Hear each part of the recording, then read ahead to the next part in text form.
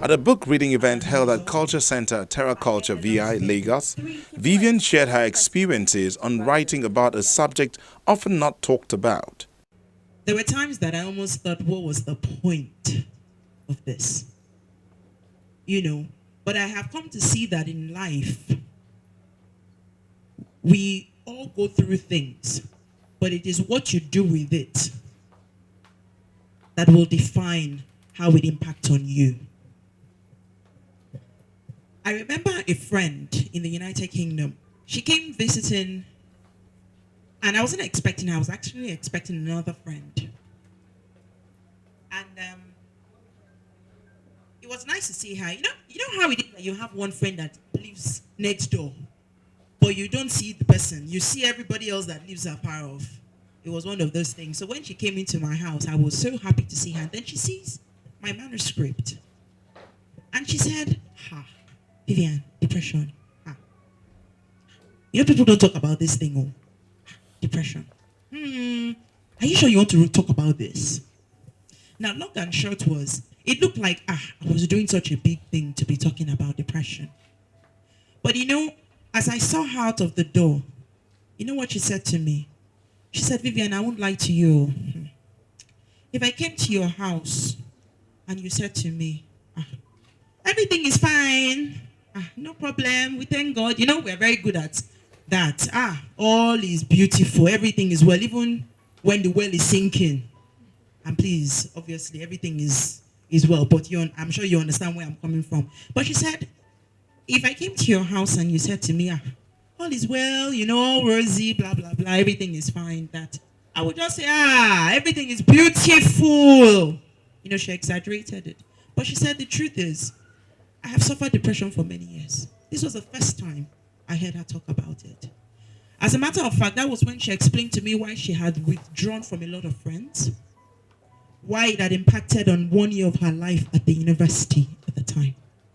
But nobody knew until this fateful day that she came to my house and saw a manuscript that she almost discouraged me from talking about, but had been affecting her life. At the time I went through it, thankfully it's a thing of the past. For me, it was a lifeline. It was like, I was so passionate that how is it that I did not know anything about this? We all may have heard someone say, I'm depressed though. How many of us have heard that phrase? But sometimes we underestimate it. For me, I once used, when you say I'm depressed, I'm just telling you that I'm sad. That's what a lot of people think. And so it's easy to say, what are you depressed about? Very common. Just say the name of Jesus, everything will be all right. Very common. But for the person that may be going through it, it's a lot more than that. And then it was reading time. It can be really frustrating and irritating when people are resistant to listening. You may feel like pulling your hair out or yelling, just shut up and listen. But when someone is suffering from depression or going into depression, their likely response to not being listened to will be to shut up and shut themselves in. Reflecting on my experience, I can't tell you how many things could have been avoided if only people had listened more. I have since realized that listening really is different from hearing, because almost everyone can hear, but not many can listen. Hearing means my body registering that sounds have entered my ears, but listening means paying attention not only to someone's story, but also to how it is told and to the teller's body language and tone of voice. It calls for all your senses to be on alert, and a good listener recognizes when there is more to what is being said than what is actually said, or when the speaker's body language or non-verbal message is in conflict with his or her words. Listening, more than anything, is what a person in distress needs.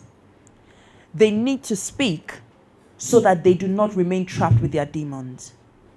They do not need you to start competing with them over how you faced a similar issue and were better at managing it, or to start finding solutions to problems they have not asked for help with. To tell them how you are disappointed in the things they are saying because you thought more highly of them, to tell them they are overthinking things and are too analytical, or to call them immature. No, they just need you to listen. There were questions for the author. I guess we're all guilty of not listening, even if, okay, I listen, but I think I'm guilty of wanting to offer probably solutions that you probably find offensive from what you've just said. I learned that from you. So from what you just said now, like if I say something like, it will be better, there's nothing new under the sun, why is that a problem? Because in my mind, as somebody who has never experienced that before, I'd be thinking if I tell you that there's nothing new under the sun, it will be better, I would think I'm telling you that this phase will not last forever, it will pass away. What's wrong with that? I realize something in men and women. They are totally different when they are about to describe their problems. It's very easier to call women to come and explain or express themselves. But men, it's very hard to take man for any question or to tell you all about his life. And third, I discovered that you yourself, you are an actor, producer, critic, and you are managing yourself. Because if I'm going to tell you now, I will tell you in a fantastic way that you will support me. If I want to tell a woman, I will tell it in a way dramatic, that so she can cry with me. You understand? So everybody are trying to dramatize the situation somehow. So how can you know or to differentiate the problem of a woman or a man when they are not telling you the right thing? That's a very good question. Because statistics have it that women are twice more likely to experience depression, but men are twice more likely to commit suicide. And it's deep. And this boils down to the fact that women generally are, not all, but most women are generally more expressive.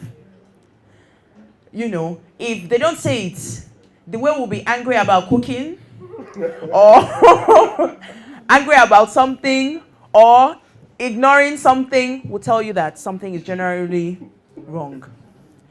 Whereas for men, it's cool, you know, it's cool. Or people get violent. And I think a lot of the issue starts with, do you know your friend?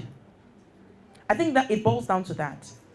Because I remember saying to someone, I said, if you know that, now, people that know me know that Vivian can be very passionate. I can be very loud, but I can also be very reserved. Now, if as a friend, you know that Vivian is always outgoing, she is the life of the place, but you then note that, you know that because you know me. But if you then note that this friend is not the life of the place as much, you know we do a lot of masking as a people. But there are certain things that as a friend, you will know that your friend is doing differently. And it boils down to, do you know your friend? I think that's the key. Do you know your friend? Because if I tell you everything is cool, but under my eyes, you are saying that within all that smile, something is not right. Dr. Maimuna Kadiri is a psychologist and psychotherapist with many years of experience dealing with mental health issues. She was at the reading event to share her thoughts about the book's subject. Mental health is one area that people do not even want to talk about. My friends call me my friend, they don't call me my doctor. I'm highly stigmatized myself. They may not see me for some years and jump onto me and like, oh, my doctor. They say, no, my case never bad like that now. I beg. You are my friend, though. No, they will emphasize it to a point for me to realize that, okay, yes, we are friends. Not like how a woman will have a baby and then quickly introduce, oh, this is my child's pediatrician. This is my OBGYN. Who calls, this is Dr. Kadri, my shrink. Hello? Nobody does that because, like, if you say this is Dr. Kadri, my shrink, they're like, Vivian, really? You've seen Dr. Kadri? That means your case don't bad. It's just that. And that is where we are talking about the power of talking. I've listened to some questions. How do you distinguish if I'm talking to, if a man is talking to a woman about his mental health and a man talking to man? Mental illnesses are the only form of medical condition that even the brain does not recognize its own self. The brain does not. It's not a decision whatsoever. It's a disorder. It's chemical imbalance. So if somebody is telling you that get over it, get up and smell the coffee, everybody in Nigeria is depressed, look at the dollar skyrocketing. The brain is not sensing, the brain is just shutting down the more. The brain is not recognizing that. The brain is saying much more than what you're saying, or is even drawing inward. So the word a lot of people do say, it is well, I am fine. What is well? W is you are worried. E, you are experiencing poor sleep. L, you are experiencing low mood. The second L, you are experiencing low energy level. And these are classical symptoms of depression. So are you really well? Ask yourself that question. And then when we go to I am fine, fine, you're fatigued. The F is fatigue. The I is insecure. The E is experiencing poor sleep, low energy, and low whatever mood. And of course, the E, you're experiencing some sexual dysfunction. Either you are now hypersexual or you don't even have, you have low sexual drive. So are you really fine? These are the questions we need to ask ourselves. A lot of us, I'm sure, by the time they are sitting down here, we will have done more than 10 times. That is so deep, and only you can understand what that. So even if Vivian should ask you, why are you doing this? 350 million people annually are affected by depression. And that is why the World Health Organization declared in 2010 as that depression is now a global crisis. And out of these 350 million people, 1 out of every 5, 1, 2, 3, 4, 5. If I'm okay, then check this 4. If these 4 are okay, then I'm checking myself. And it's real, also here in Nigeria. A lot of times you see obituaries, died peacefully in his sleep. Okay. Because nobody, the stigma is so high, nobody is going to come out and say, my father died by committing suicide. Who will marry you? Nobody, because at the moment they hear your father say, that girl, don't go there, that's how the father died, then you will come out. Because people are not talking, people are not listening. Technology has come, a lot of us are pinging, WhatsApping, tweeting, Instagram, and there's so much split personality on the social media. Yeah. So much. Photoshop is there. You take the picture, even if you are looking depressed, because there's depressed face. There's a depressed face. You use Photoshop and clean it, everybody's like, you see like 1,000 likes. But right within you, in your own room, you know that the depression that is doing me now, if only these people know,